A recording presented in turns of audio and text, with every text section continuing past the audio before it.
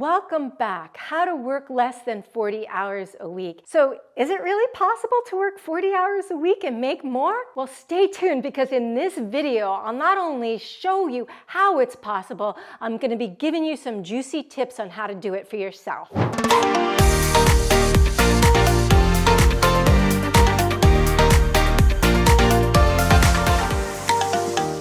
First, we're going to talk about how to free up hours of your day so you can have more time in your life to do the things that you love to do. Then I'm going to talk about the one tool that my high-end one-on-one clients use to slay their time-sucking gremlins. Plus, the biggest time waster that you're probably doing now and what to do about it. By the end of this video, you're going to be able to identify and remove the time stealers that have been getting in your life and your workday so that you can actually work less than 40 hours a week too. So the first thing that I have my clients do is what I call an energy inventory. Okay, Alaina, what's an energy inventory? An energy inventory means that there are times of the day that we work better doing certain things rather than others. Now, I've heard this talked about, like depending on what kind of person. Are you a morning person, a late night person? Honestly, I don't think it has anything to do with that. That's not my experience working with hundreds of my clients and helping them work 20 to 30 hours a week less. So what you look at, for example, I'll give you an example from my client, Krista. So when Krista came to me, what was happening with her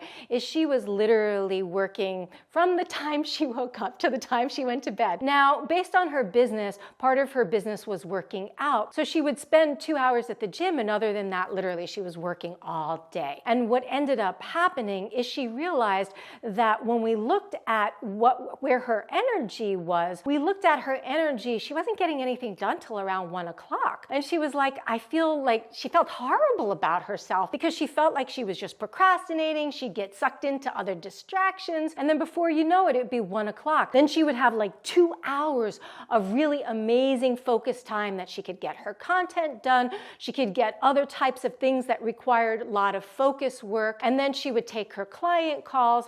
None of this was working for her schedule. It was causing her to work 14-hour days and be exhausted, have adrenal fatigue, and all kinds of other issues. And so what I looked at is I looked at her time and I went, okay, your creative time is not in the morning. Take client calls in the morning. Shift your schedule around so rather than taking it in the afternoon, you take your client calls, start doing the focused work until 1 p.m. Just from that shift, and then there were a few other things I did to shift her schedule, but just from that shift alone, she shaved 4 hours off of her day. Like 4 hours, like that was pretty miraculous, right? So you have to look at your energy and how you're spending your energy and where you find those time frames of creativity, of more openness, where you're not creative, where you have more difficult time focus, and then plan the appropriate activities to do, the appropriate blocks of time to do during that energy cycle. That's my first tip. Now, the second thing that I have my clients do is I have them do a time audit. Now, this might feel really annoying to do in the beginning, but I can tell you it just takes 1 week to do, but you will be amazed and maybe even horrified when you see the results of it. But it will allow you to free up so much more time because what you do is you track literally pretty much every minute you do. Now, if you're in a segment of like a focus block and you're spending 45 minutes, you don't have to track every minute, but you'll be amazed how much distraction there actually is. And it will tell you how you're really spending your day. And if you do it for a week, you'll start to see patterns. Now, when I have my clients do this, again, they're pretty horrified at how much time they're procrastinating, they're in distraction, they're doing other things that they're not meant to be doing. They're spending it on non-income producing activity. And as a result, they're able to adjust their day and say, for example, like I only check my email twice a day. And you're like, what? What if there's an emergency? And it's like, if it's an urgent emergency, people know how to get in touch with me.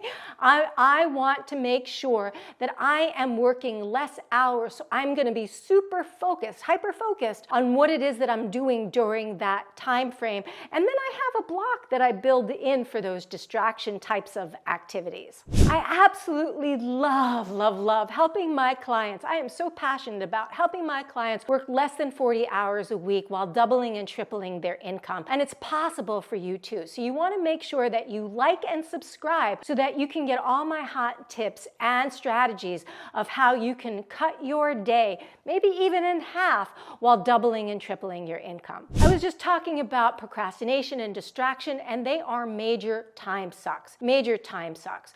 And so why do they happen in the first place? Now, there's two other pieces there too: tolerations and boundaries. What are tolerations and boundaries, right? For many people, it's what are boundaries, because they don't have healthy boundaries. They tend to be people pleasers. They have difficulty saying no to people.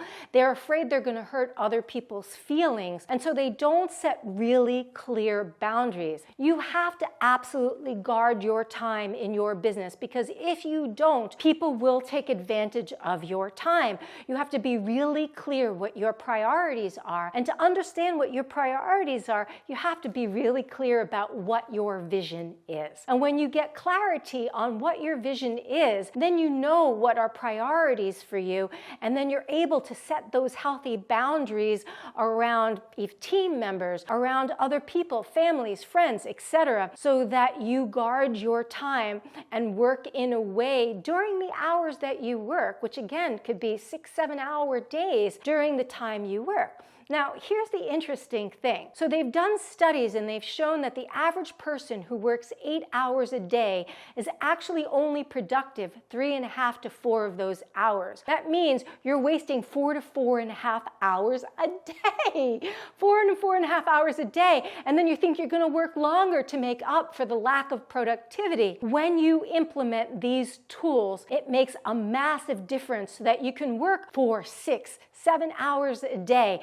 and get everything you need done, plus be able to work on your business and not just in your business. Now, I did leave out one thing there, which are tolerations, that I want to go back to, because this is so important. Tolerations mean, what are you actually tolerating that you don't like? It could be a team member who's underperforming. It could be tolerating earning less money. It could be tolerating overworking. It could be tolerating PITA clients, pain in the butt clients, right? So you may be tolerating all of these things, and they are absolutely time sucks.